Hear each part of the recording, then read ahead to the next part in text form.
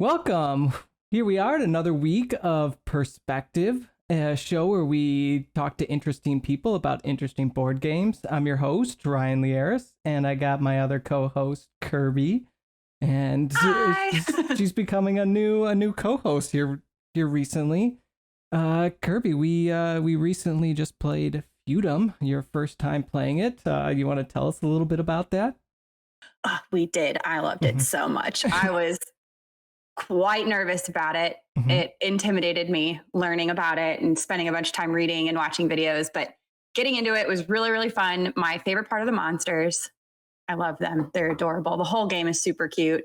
And for being so cute, it's pretty complicated, but I mean, I think it went well. I really enjoyed it. I want to play it again.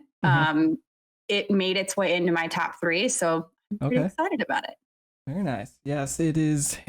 I had played it twice before, and it's one of the games that, like we were talking earlier, that you kind of need to play semi frequently. Otherwise, you do forget all these little things that just bunch of fiddly and small little rules that you always forget about that do make such a difference in that game. A lot of it can come down to such small details, and but yeah, we got that to the table. I think it was. No, Max played it once before, so it was just your first time playing. But that was a lot of fun. Is there any games coming up that you're excited to play? Oh, all of the Lacerda games. All the Lacerda games, okay. I haven't played many of them, so those are like on my radar. I really want to play soon. Okay, that's good because I'll just have to convince you to buy them. The eternal struggle. That's right. So this week, our special guest joining us is Alli from Family Meeple. Thanks for coming. Thanks for having me. Yeah, and so we've been following you for quite a bit here on Instagram, and a lot of great content, especially for people who play games with their kids. I know you kind of have a whole section for that, right? Yeah, so the page is primarily devoted to games that you can play with your family, whether it's kids. My kids are 5 and 7, so little kid games, or with your friends or a spouse, or if you don't have anyone to play with, I do a lot of solo gaming also. Sure, absolutely, and that kind of is almost tied into our topic, is pretty much just introducing games. When do you introduce them? How do you introduce them to friends, families, children, people who are non-gamers, right? And when you do that, what kind of games do you like to bring? Is there like particular ones? And we'll get into all that. But let's first kind of get to know you as a board gamer and why you love it as much as we do. Where did your journey kind of start for you? And I would say let's bring it to modern board gaming. Yeah, so for modern, what we consider hobby board games, my start was in 2008. I had gone home for Thanksgiving break, and my brother had brought over a game called Carcassonne. Yes. And I love that game. I looked at it, I was like, what is this game? There's no board. You start out with one tile on the table, and you build the board as you go. It reminded me of when I was a kid, you used to have those little 9 square puzzles where only like certain sides matched, and you had to figure out which ones matched. And so you play your tiles down in Carcassonne, and you can't just play them anywhere. The roads have to match the roads. The cities have to match the cities. Yep. And so that was definitely my first introduction. My brother actually had a friend who was very into the Euro hobby games, and that was our introduction. From there, I kind of started real slowly. From that point, watched a lot of Will Wheaton's Tabletop, and so bought some of the games that were on there. We picked up Say Anything and Takanoko and Tiny Epic Galaxies and some of those more casual intro games. But then it really kicked off last year with the pandemic and trying to find things to do with 2 small kids at home and stuck in a house with, just your family and your spouse. And what are we going to do with all this time? So the collection grew quite a bit from there. And I started a blog called FamilyMeeple.com.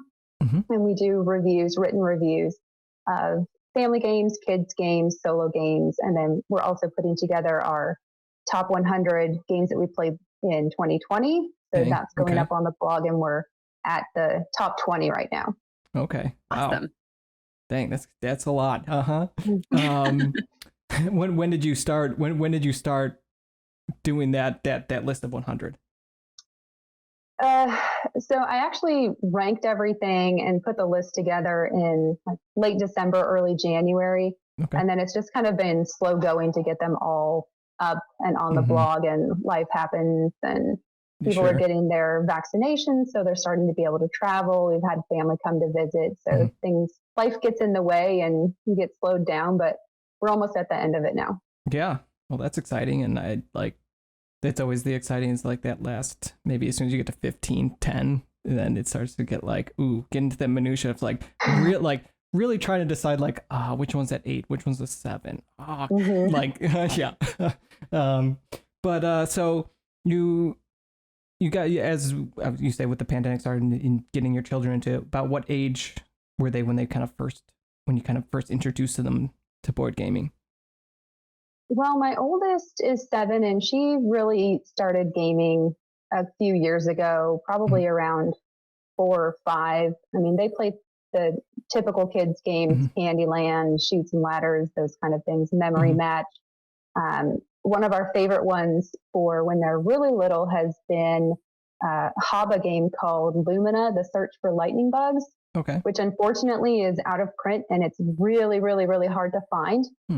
But it's a memory match game that introduces a little bit of programming. And so you have a set of tiles that go around the outside of the board that are face down. And on your turn, you flip over a tile. And if it shows a location that you're adjacent to, you can move to the location from the tile. And so as people start turning over tiles, you remember where all of the locations are, and you can program it. So you turn over one and move, and then turn over the next one and move. And you're trying to move your character across the map to a place that has lightning bugs and be the first one to collect. I think it's 5. Okay. That's very cool. Have you, I'm going to space on the name of this game, but there's a game, you're in a forest, and you are trying to stay hidden from one other player, but you're supposed to play this game in the dark, and there's just like a bunch of big trees on the map, and the person who is moving around has like a light that they're moving, and like the trees will cast shadows, and you're trying to keep your guy in the shadows. I don't know what is the name of this game. I think it's called Shadows in the Forest. We haven't played that one. We don't own that one, but I've seen it. My youngest for Christmas, she got a game called The Legend of the Wendigo, which is another sort of memory game, but it's just circular tiles on the table, and it's a one versus many game. So one of the players is the Wendigo character, and at the beginning they pick a camper tile that has a Wendigo on the back, and they replace that tile on the table, and each turn you're trying to figure out which tile they replaced and is actually secretly the Wendigo. And so you close your eyes, they move it around, and they take campers out each round. And if they can steal 5 campers before you figure out who they are, then they win. But if you can find them, then you win. And all the campers are kind of the same. And so you're trying to remember where everybody was, but there's probably 35 campers on the table. So it's pretty challenging, but they really like that one. Okay. That's cool. My daughter is 8, and so she's kind of just like starting to get into it. She'd always played the classics, right? You know, she's got the Chutes and Ladders and the Candylands and all of this. But like one of the things that we've started doing is going to the local game store and just giving her an opportunity to be like, hey, what looks interesting? You know, let's look at the artwork. Let's look at the back. Let's look at the game. And it's kind of slow going. But these are like what you're describing. It's like, ooh, I think she'd really like that. Those are things. I'm just going to have a long list of things to buy after this. Yeah, there's so many great kids games out there. She's really been loving Sleeping Queens, which I know most people with families, their kids really like that one. She likes Dinosaur Tea Party, which is a game from Restoration Games, which is basically a modernized Guess Who. And so you're trying to deduce based on characteristics who everybody is at the table. They're assigned a dinosaur card. She really likes that. And then she's been asking for a lot of games from Grandpa Beck's games lately. So she likes Gnoming Around. She likes, we just played Skull King. She was really excited because she beat me at Skull King the first time we played. And so she did a little victory dance. But yeah, she's definitely my gamer. They had a game day at their school. She was in first grade last year, and she was allowed to bring a board game. And so there's a lot to choose from in our house, probably more than in a lot of people's houses. And what she wanted to take was the Isle of Cats, which I told her she couldn't take because it's a gigantic box that would not fit in her backpack, and it has just hundreds of pieces. And frankly, it's my game. I didn't know that first graders would necessarily be able to play that one without some help from an adult. But she loves that game.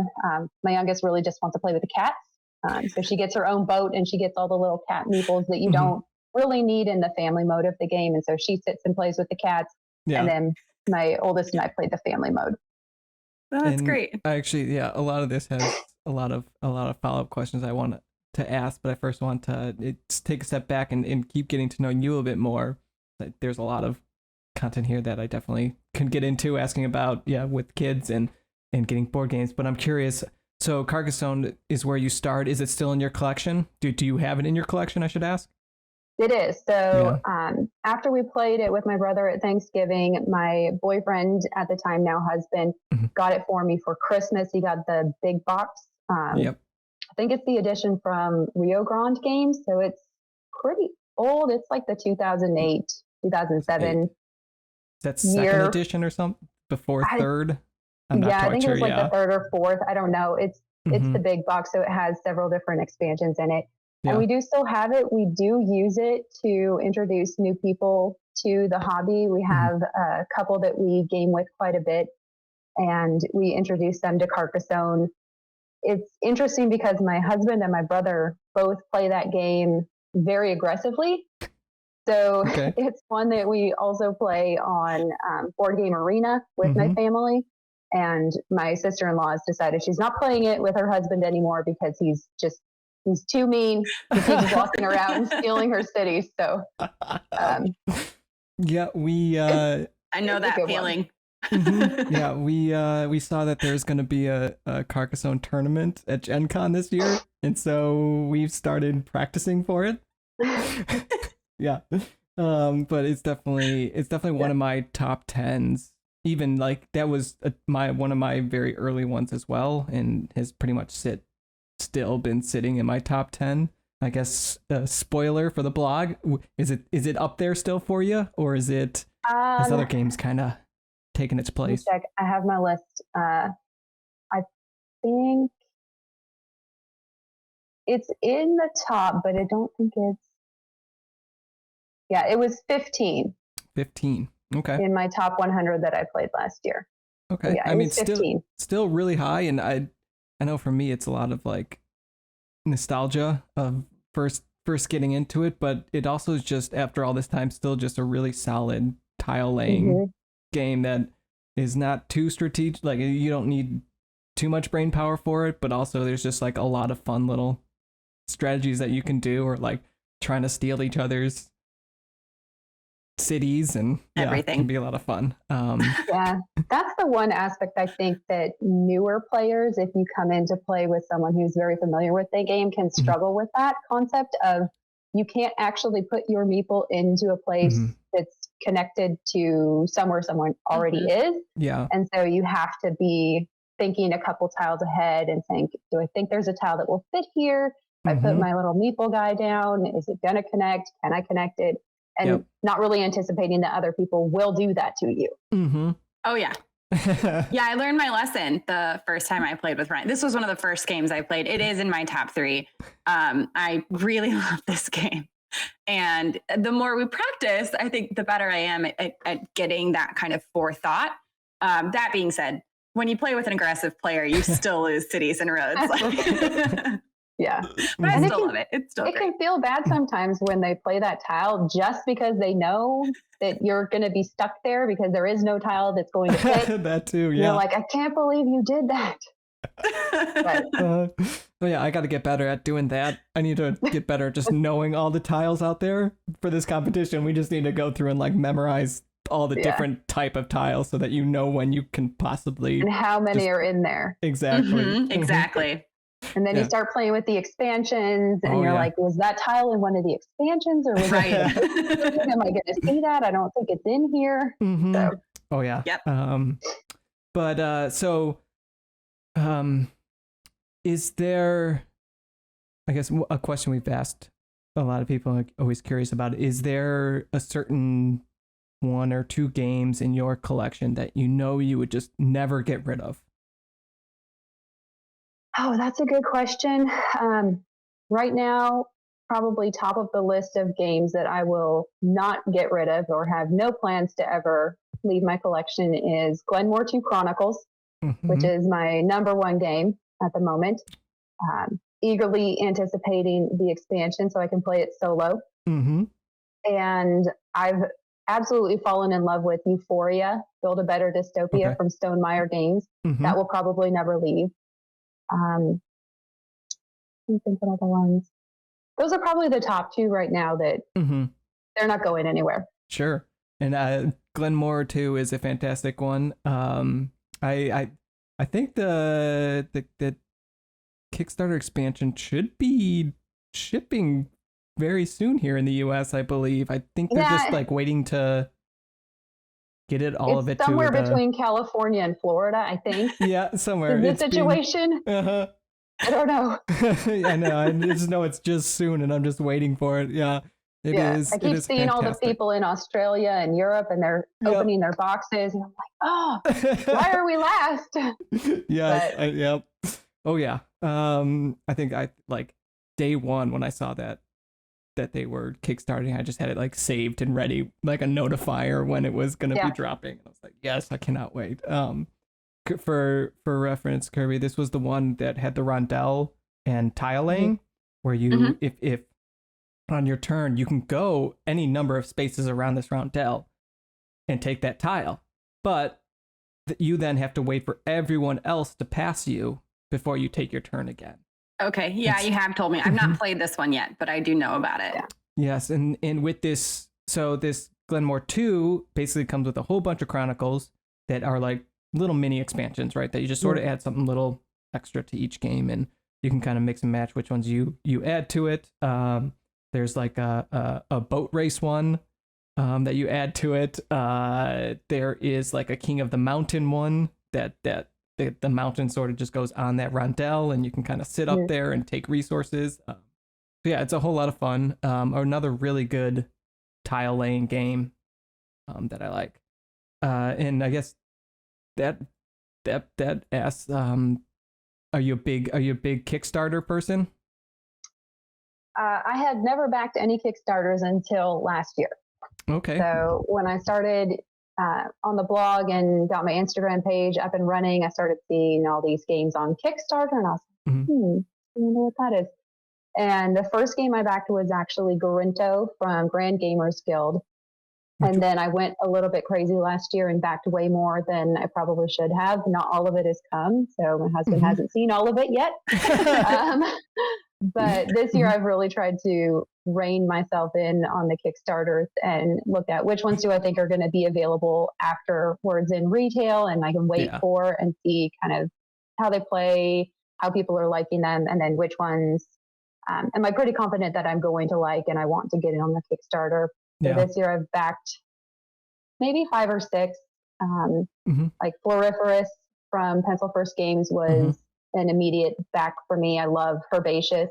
And I backed the robot game Transmissions, and I backed Cryptid Cafe because my kids are into all of those kind of creepy Halloween sort of things. Like I said, they love that Wendigo game. So it looks like a nice family weight that they'll be able to enjoy.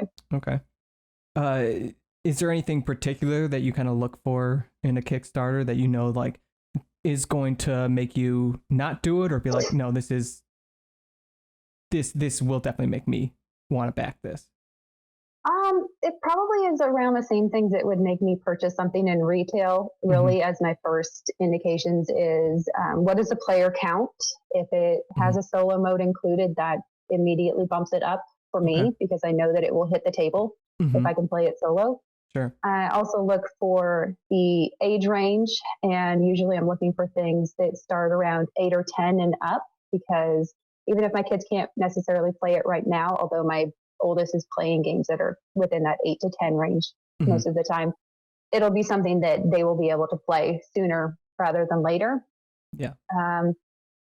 So those are kind of the two things that I look at first. Theme and artwork are usually up there. Is it something that I'm interested in? And generally complexity needs to be kind of on the lower side for the most part. My collection is, most of them are under that like 3 complexity on BGG. Sure. And a lot of them are really within like the 1.5 to 2 range, just for family stuff. Sure. And I guess, so kind of going then fast forwarding again, now talking about getting kids into it. I've only had a kind of experience with Max's son, and then Kirby's daughter has been like my experience playing board games with kids. And with the two of them, I think they tend to struggle with some maybe focus on some of it, and maybe not understanding and being able to sit down and do it. How have you, what have you noticed with your kids? And it sounds like one just kind of picked it up right away. Yeah. How has it been with them? So my oldest definitely picked up games. She loves games, and I don't know if it's partly just because she knows that I will play them with her, and so it's time that we can spend together, and that she just really genuinely enjoys them quite a bit. My younger child has a much more difficult time with the focus and the attention than my older one does, and a lot of times she's just genuinely not interested in playing, and so we just let her not play. As she's gotten older, within like the last year or so, she has started expressing that she doesn't want me to buy games that are 2-player only, because then she can't play, because it will only be me and the older. So she's getting more interested. They see me playing games a lot, and I mainly just try not to pressure them on, come play a game with me. I'll sit down and maybe start playing something solo. For example, I was set up to play Garinto solo a couple weeks ago, and my oldest came down and was like, "Oh, what's that? Can I play it? I want to play." And so we just switched over and we played a 2-player. And for them, really the sweet spot right now with their ages is 30 minutes or less with games. Anything that gets over 30 minutes, they tend to struggle with it. So I try to watch that. It just depends on what their mood is and kind of what time of day it is, if I think they can handle longer than that. My oldest struggled the other day playing My Little Scythe. It's really simple rule set, and she definitely can play it. But we got about halfway through, and she started getting kind of antsy. And I was like, "Look, we're actually almost done with this. You're really close. Just take your turn." So card games seem to work well. Ones where there's not a lot of downtime between turns, or ones where everybody plays at the same time. They really like playing games like Astro Trash, where everybody's all in at the same time and it's kind of quick and frenzied. They've also really enjoyed 5-Minute Mystery as well, for the same reason, because it's cooperative. We're all in there playing at the same time. It has that timer aspect, so you're feeling like, I really need to get moving. And so things like that help for them. But it honestly, if they want to play, then they want to play. And shorter games are really the key. Yeah. Have you tried 5-Minute Dungeon or Magic Maze with them at all? I haven't. I've looked at Magic Maze, and I think it's still on my wish list. I just haven't pulled the trigger on that one yet. And we don't actually have any real dungeon crawls in our collection. It was never something that really drew me in, but I've been kind of thinking about the 5-Minute Dungeon to see a little bit more about what that's about. It's not so much it's not really like a dungeon crawler. It's more Let me think. Have you played Space Team? I think it's called. Mm-hmm. So essentially, it's just everyone sort of has, one person's a wizard, warrior, whatever, but it's just everyone has a deck of cards, and there's just going to be a pile of monsters or things that you're doing, and it's just the card will flip over, and all you're trying to do is match the symbols that card needs, and everyone's like trying to work together, but do it really quickly because you only have 5 minutes to get through this dungeon. Mm-hmm. All you're doing is from your hand playing down the cards, trying to match it without accidentally overlapping and wasting some cards. So it's just a lot of fun of like going back and forth, trying to like who's got what and get through this really quickly. And it kind of like, it just, as you keep playing, as you beat one of them, you go on to the next one. It gets a little bit more challenging, and it's just like it'll keep progressing and as you keep playing it. I was watching, we had a game night, and I was watching some friends playing. It's just a loud, fun, quick pace, fast paced one that I think that you could easily get kids that can maybe do half-hour ones that have a little bit more focus could definitely do this and have a whole lot of fun with. Yeah, it does take a little bit of thinking because you're trying not to overlap too much, or just like throw down cards just right away, or just like you're trying, like some cards will allow you to like benefit the other players a bit. So yeah, it's not too much, but also gives you a little bit of fun strategy to it.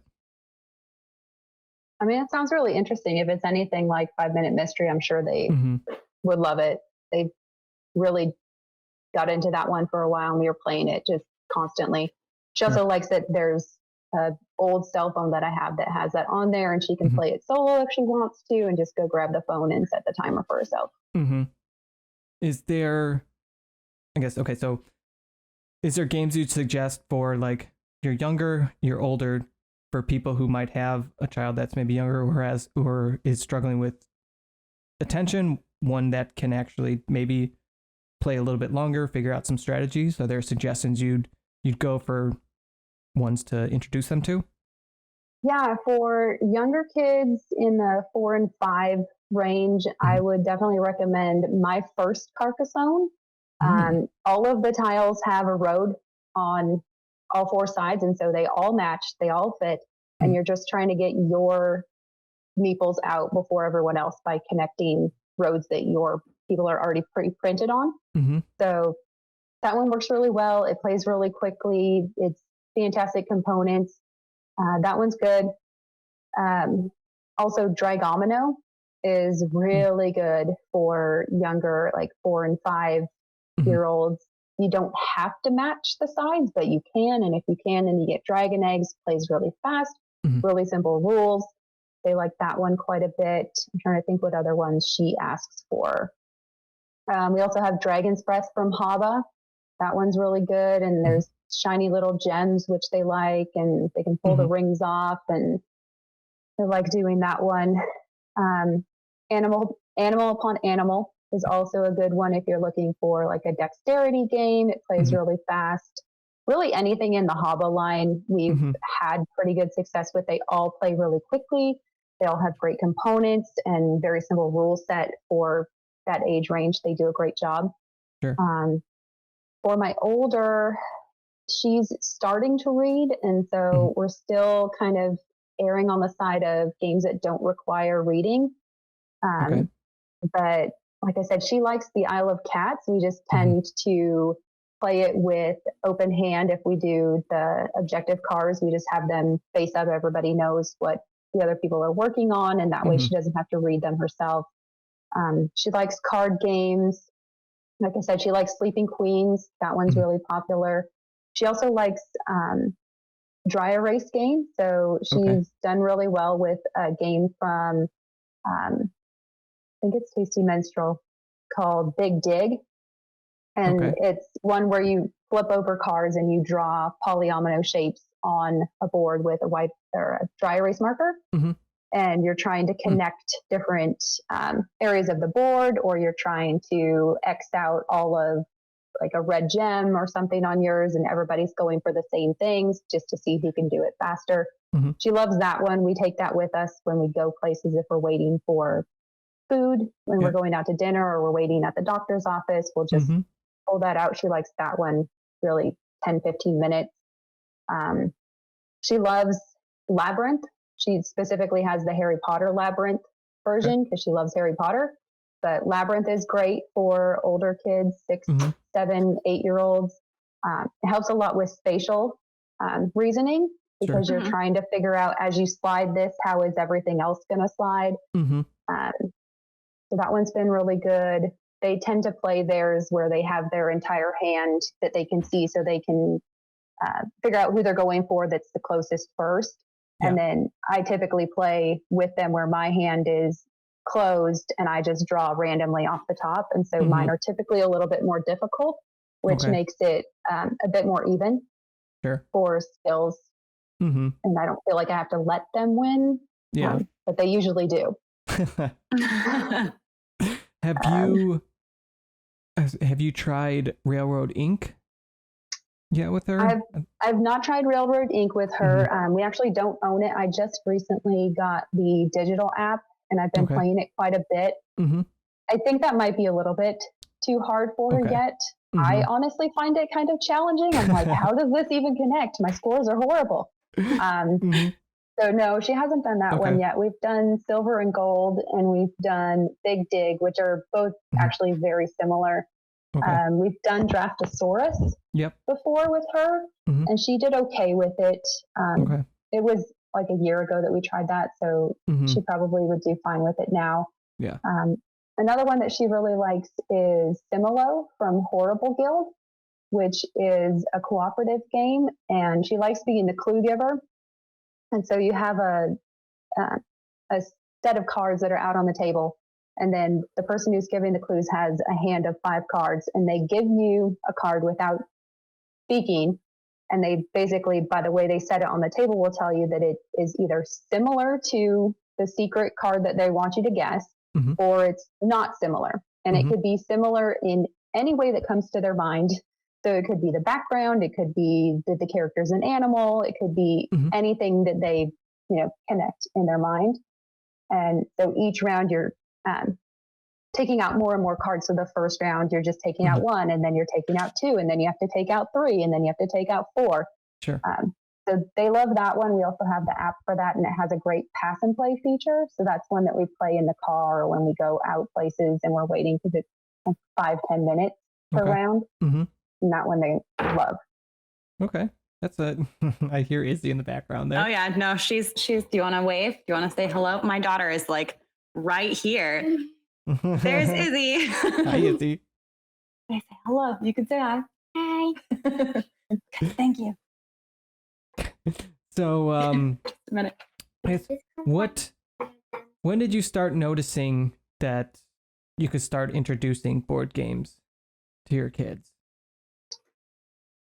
Oh, man, that's a good question. I mean, I grew up playing games, so I didn't really ever think that board games weren't going to be part of growing up. And people would buy them board games. It's very common for people to gift kids board games, whether they're in the board gaming hobby or not. So they tend to get Candyland, they tend to get Chutes and Ladders, they tend to get all of the memory match games that, even if you didn't buy it for them, they end up in the house. So like we've got Uno, we've got all of those classic games, and they play them at school too. So it's just kind of in the culture, at least it is here in the US, that board games are a thing. Maybe not the hobby board games that we're playing so much, but the concept of playing a game and sitting down as a family and doing something like that together has just kind of always been there. And it's more about how do I progress them out of Candyland and games where it's all random and luck based, and you flip over a card and you move, and maybe it's good and maybe it's not good. And the frustration that comes with losing games like that, when you feel like you couldn't do anything about it, like you had no agency over what happened. And so as you see kind of that frustration with kids, which is natural as they're playing those games, just finding alternatives and introducing that to them and saying, oh, well, you like Candyland, why don't we try this game over here where you have a little bit more choice and decisions in it. And that's actually that's what I was going to ask is, did you find, was there a particular time that you kind of knew like, oh, this is I know now that they can go and start switching over to more, I guess, hobby games or some more that have a little less of that luck with Candyland and maybe a little bit more personal agency? Did you find any particular times that you're like, okay, this is the time I think they're ready for it? I mean, I think it just depends on the kid, but with particularly with the hobby games, there's really no age beyond like 2 or 3 that you can't start making that transition, because they have so many games that start out at those young ages, like animal upon animal. Yeah, you're rolling a die, but you get to pick which animal, you get to pick where it goes. And it's, there's some skill in it that you can get better at the game and eventually be better than other people at it. And like we would just find kind of natural transitions from, say, traditional memory match. We moved over to that Lumina game where you're still using that same memory as the core mechanic of the game, but then you're adding the board to it and the thinking forward and trying to figure out like where I'm going on the map and how that interacts with where the tiles are. Sure. Okay, so I want to pick your brain a minute, because I'm like inspired, and now I want to get Izzy into more of them.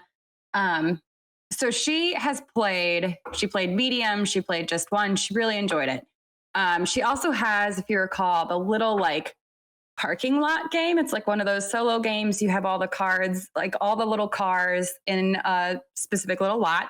They're all different sizes, and you have to move them to get a specific car out of the lot. So kind of that strategic based on the card that you draw. And so she liked that one too. She also likes creepy stuff. So you talking about your daughter's liking like the creepy vibe is exactly what she goes for. So do you have a couple of recommendations in that creepy vibe? And she can read, so that's not a problem too. She's really, really enjoying it right now, but I will take any and all recommendations. Yeah. The Legend of the Wendigo is great. She may be a little bit on the older side for it, but I mean, my 7-year-old is able to play it basically without help because she can match up the numbers on the backs, whereas my 5-year-old, I have to go and help her match up the tiles before she can really play as a Wendigo character, and she struggles with that. So your daughter would be perfect for playing that one. Cool. The Horrible Guild is coming out with, well, in the app, they already have an edition of Similo that includes like Halloween characters. So it's creepy zombies and vampires and all of that kind of stuff. They don't have it for the print physical version yet, but it's supposed to be coming out this fall. So my daughter's eager to get that one on the table. They also really like Ghost Fight and Treasure Hunters, which is perfect for really any age 4 and up because it's cooperative, so you can help them with it. There is also cards that you can either leave in or take out to make it a little bit easier, a little bit harder. And it is a challenging co-op game. You don't always win and get everything out. My 7-year-old also really likes Horrified. So if she has just a slightly longer attention span, and she can read, then that one would be a good fit. Again, it's cooperative, so you can play together and you can pick different monsters to make it easier or more difficult. So that's a good one. I don't think what else we have in the like creepy category. I just figured that'll be like a good intro, because if they like it and they see something that all of a sudden is like within the vibe that they gravitate towards, it's automatically going to make them intrigued to sit down and play. Yep. Yeah, those are probably good options for her. We also have like the Nightmare Before Christmas version of Uno. So good call. Okay. And we actually have Nightmare Before Christmas version of Yahtzee as well. So it comes with like a Jack Skellington head. Good. Such a list.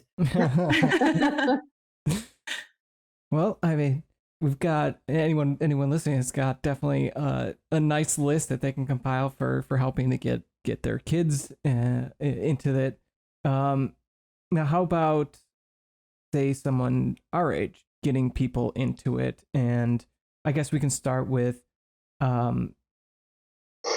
with your husband, did both of you play games, I guess, before you were married? Did somebody get, well, you said you grew up with it, so did you get him into it? Was he already playing it beforehand?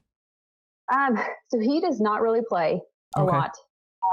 He will play with me sometimes. Okay. Mostly he'll play if our friends come over for game night. Their sons are the same age as our daughters are, and so they're friends, and they'll go play, and then we'll have dinner and we'll play a game after dinner. And so he will join on those if we're actually having a game night at the house. But normally he's not big to sit down with a game. Even the girls are starting to comment that Dad never plays with us. So I told him he's going to have to step up and play every once in a while with them so that they can have him play. He grew up playing a lot of card games. So he played a lot of Rook growing up. So he's very into like trick taking games more so than the hobby board games. The fewer rules that are involved, the better for him. And he prefers to play games that he already knows over learning something new. So I know a lot of people that are in the board game hobby, it's cult of the new. What can I learn? What haven't I played? That looks cool. Let me learn that game. And you start looking at just the sheer number of games that you've played and learned that were new over the year. And that's not going to work for everyone. It certainly doesn't work for my husband. He wants to play things that he already knows. So he'll play Carcassonne with us. Okay. He does that. Has there been any some games that you have been able to kind of get him to come to the table, ones that have basically been like, oh, these are the ones I want to keep playing? He really liked Hanamakoji. So we played that one, and he commented that he enjoyed that. And actually, we played that one twice in a row the night that I taught it to him. So that one stands out. I would say anything that's fairly simple on rule set and plays fairly quickly is usually a hit for him. Yeah. But like I said, most of the time he's just playing because we have friends over and he's expected to join. Yeah. So.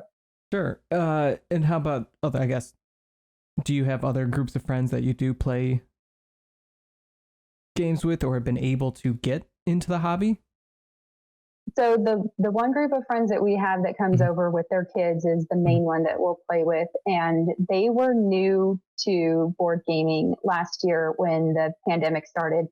I was just kind of feeling around to see if anybody would be interested in playing some like online games or digital app versions of games with me.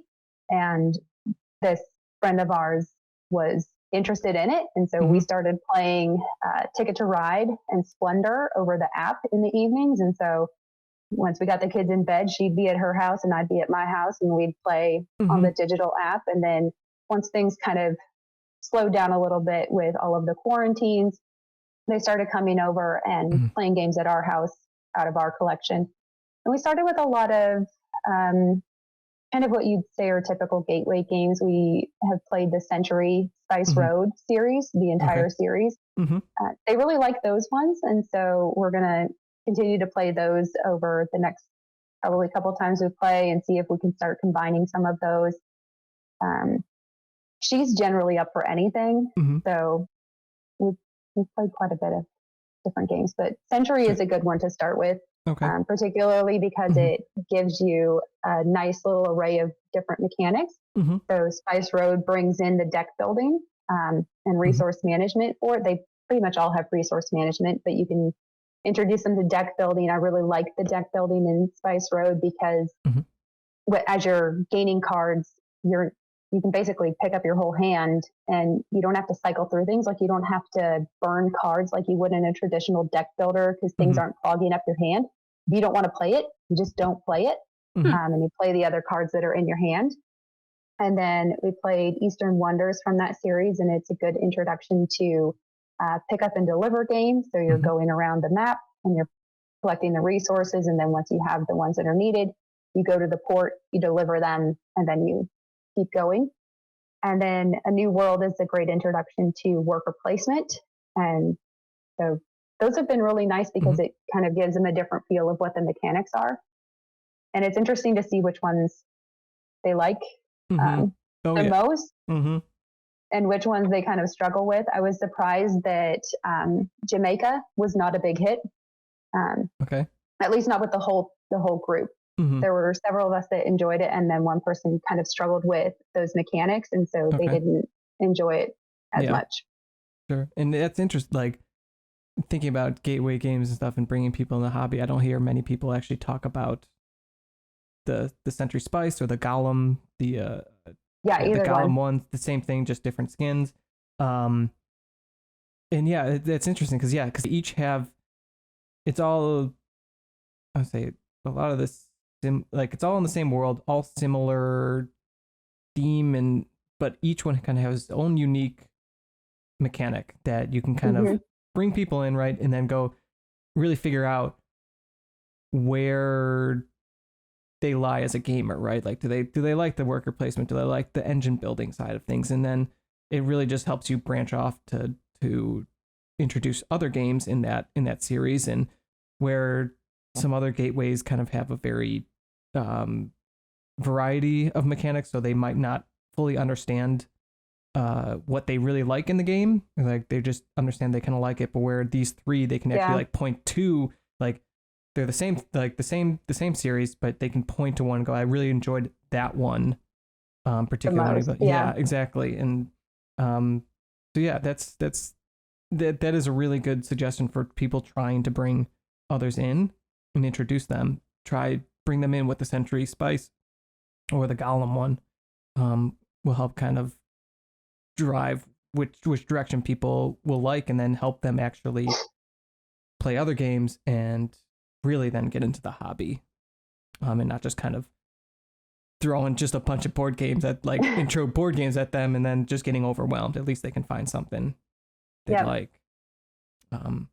Interesting. Yeah, that sounds like it would have been a much more eloquent way to introduce gaming. That's right.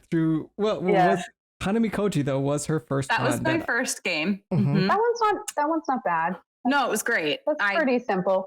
Yeah, I loved that game. Well, and I grew up with card games. I grew up with, Stratego and Risk and Masterpiece. My dad loved board games, so I grew up with like a lot of old ones.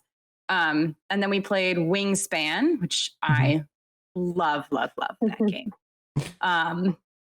And then I think it was Carcassonne. I think that was the third one. But after that, it was a lot of heavy games all at once. If Wingspan was your second game and you didn't run for the hills, I think you're probably sucked in. That's pretty accurate. Yeah. I mean, from what I found so far, is Wingspan has always been an incredibly fantastic one to bring to people. It has a fun, interesting theme without being too overwhelming, but also can have a ton of strategy as you explore the game more and more. But have always found that people have, like, as we're playing, we maybe get a few turns in, maybe a full 2 rounds or whatever, and all of a sudden you like just see that click of like understanding this game and what kind of like what's going on. Maybe you don't have like, they don't get the full in-depth strategy or what's going on, but they kind of like things start clicking and you just kind of see them light up more and enjoy the game so much. Yeah, we just introduced my brother and his girlfriend to that game, and it was like, you could tell at first, especially his girlfriend, watching her like unintentionally making moves and being really confused, and then all of a sudden she slowly, like the furrowed brow like goes away, and you see her start to be like very, very intentional and thoughtful, and it was good. I mean, I think they enjoyed it. They did well. And so with your friends there, I guess, how did you approach it to them to get them interested? I know some people getting them in, they can be kind of like apprehensive or like, oh, just Chutes and Ladders or Monopoly, or like how have you maybe approached it to make it easier or to less intimidating? I mean, I feel like I kind of hit the jackpot with this friend because I really just sent out feelers and I was like, hey, do you like board games? And she was like, yeah, I like board games. I said, oh, well, would you want to try this game called Ticket to Ride? So she enjoyed it. And I think it just kind of was within her wheelhouse of things that she was going to like no matter what. Yeah. And so it just was the right person to ask at the right time. I have some other friends that have shown some interest in gaming, in that they follow my Facebook page or they follow my Instagram, and they'll every so often comment on it. But I haven't really actually played any games with them yet. But one of them, she follows my page basically all the time. And then when her kids have birthday parties and I ask, what do you want me to get? What do they need? She says, pick out a game for them. So we're kind of feeding her kids' game collection. She's playing games with her kids at home, but I haven't actually played anything with her yet. Sure. We've had a couple of new game cafes open here in town where I'm at in Charleston. And so I think at some point we'll go and check those out and have like a mom date and leave the kids at home with the dads. I think that's one of the biggest barriers probably to getting people into the gaming hobby right now with where we're at with our life, is that most of our friends have young children that are within that, preschool, elementary age. And so in order to get together to do games, you're really having to kind of split your attention between what the kids are doing. Will they actually sit down and watch a full movie today? Or are the younger ones going to go crazy and jump off of the couch or, something? And you have to pick games that you can kind of step away from for a second and then come back to.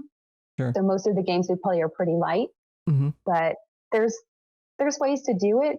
You just usually don't get maybe as much gaming as you would want to, or as much opportunity to game with different people that you would want to. You almost have to find that game friend that works really well. You're absolutely right. Like as soon as you find a gaming mom or whatever it may be, it's like, oh, perfect. I'm keeping you. You're the best friend. And I mean, that's a good suggestion though, of like, if your friends, you're trying to get them into the hobby and say, they have young kids or something, finding games that are good, that are easy to step away from is probably a good suggestion to try to bring to them. Be like, listen, this is going to be easy. Our kids can be playing whatever. We can be playing this, talking, whatever. And if something happens, it's okay. It's not going to be, we're not like, it's not feudum. Yes.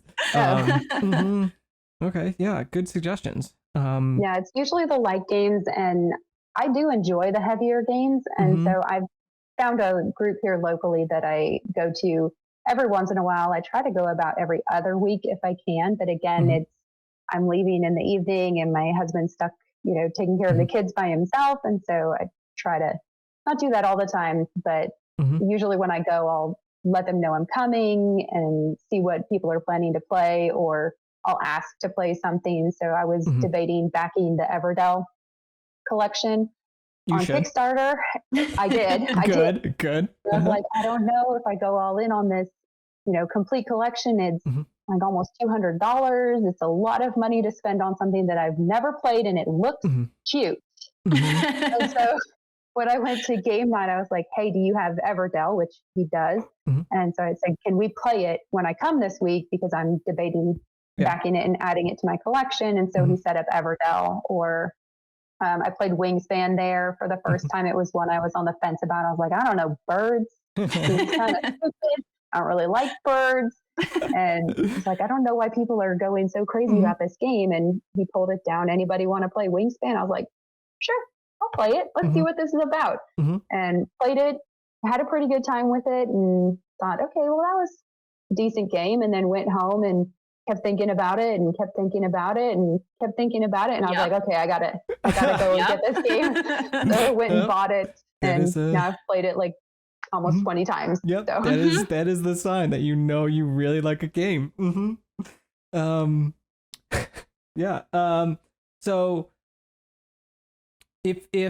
so let's just say you come across somebody and you're trying to get them into a games. Give us an elevator pitch for what you would try to say to someone to introduce them to it. What would you do?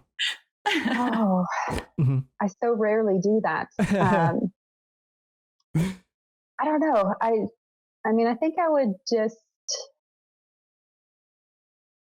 try to sell them on, are you looking for a hobby that allows you to spend time with other people that doesn't have to involve drinking? or going out to eat, you know, and where you can have a conversation, you can learn a little bit about the people and really engage with them socially and have something to center that around. That's the biggest thing for me, is it gives you time away from a TV, away from your screen, away from your phone, to really be present with other people. That's a fantastic pitch to someone, especially trying to introduce them in it. Like, yeah, like if for a lot of people, yes, it can be intimidating, or just they have a preconception of some board games that they just know Hasbro or whatever. But pitching them as a way of just, being away, just, it can be relaxing. You can just be hanging out with friends and chatting, but you just have something centered around. And then they just, you find those right games, like we said, those start with some lighter ones, maybe, start with those the Century Spices, whatever, maybe start with something a little bit easier than that you can talk a bit more and can just definitely cultivate that enjoyment for board games. So that's a really great, I like that pitch for it. I think in addition to that, and you were kind of, I think maybe hinting at this, it takes the edge off of being social, right? Like you don't have to come up with a small talk. I mean, it kind of like organically happens as you play, but you focus on playing, you focus on the board game. So it takes a lot of the pressure off of, to your point, like sitting at a restaurant and just coming up with words. Like you have something to focus on, which is really nice too. Yep. Hopefully. Okay, I don't know why my Google Meet is saying this call is about to end. I really hope it doesn't just end the call. That has a timer on it. I know it does. I don't know why. I think it gives you an hour. Thank you, Google Meet. Cool. But I mean, I think that was, we were coming up to an hour here anyways. So let's. Is it still recording? Yeah, it is still recording. Okay. I didn't stop recording. But let's go ahead and wrap up the episode. And thank Alli here for joining us. It was a lot of fun talking with you. Alli, I want to say thank you. Like I'm gonna have to report out and let you know how things go, because I'm going to be getting Izzy some games. I'm really excited to play with her. My first Carcassonne may be the first one I buy. Pretty excited about that. But so thank you. It was super, super great to hear about what you do with your girls, and it is pretty inspiring for the rest of us. Yeah, I would just say, just keep it fun. If they want to play, they want to play. And if they don't want to play, then they don't have to play. And usually they'll go and pick something themselves, what they feel like playing. If your daughter's 8, right? Yeah, you could probably go with either lanterns. My 7-year-old really likes lanterns, and it's a little bit more challenging. My first Carcassonne is really basic. Your 8-year-old could probably handle the base game of Carcassonne without that one. Or Haba has one called Brandon the Brave, which also has a little bit more of a Carcassonne feel, in that you have to actually match the sides. And there are illegal placements in that game. Cool. So I would maybe suggest one of those two for tile placement. Cool. Yeah, thank you. We appreciate it. And is there anything you'd like to let anyone know? Something coming up that people can follow you or be looking out for? Yeah, I mean, I don't have anything really special coming up. I am on Instagram as the primary place where you can find me. It's family_meeple, or you can find us on our blog at familymeeple.com. Like I mentioned earlier, we are updating our top 100 games that we played in 2020. So it's games that I played based on my BGG tracking. So it's a really wide variety of kids games that I played with the girls, or games that I played with our friends or my husband, or solo by myself. And I'll usually talk a little bit about how I played the game and why I like it, pros and cons on why you might want to consider it for your collection. So the first 80 are already up and live on the blog, and you can check those out if you want to. And the next 20 will be coming soon. Awesome. Very cool. Thank you so much. We had a lot of fun. Well, thanks so much for having me. Absolutely. We'll keep in touch, and we'll keep looking out for your content and those last 20, the exciting one, seeing what you got ranked up there. So yeah, thanks everyone for tuning in, and we'll see you next time. Bye. Bye. Bye.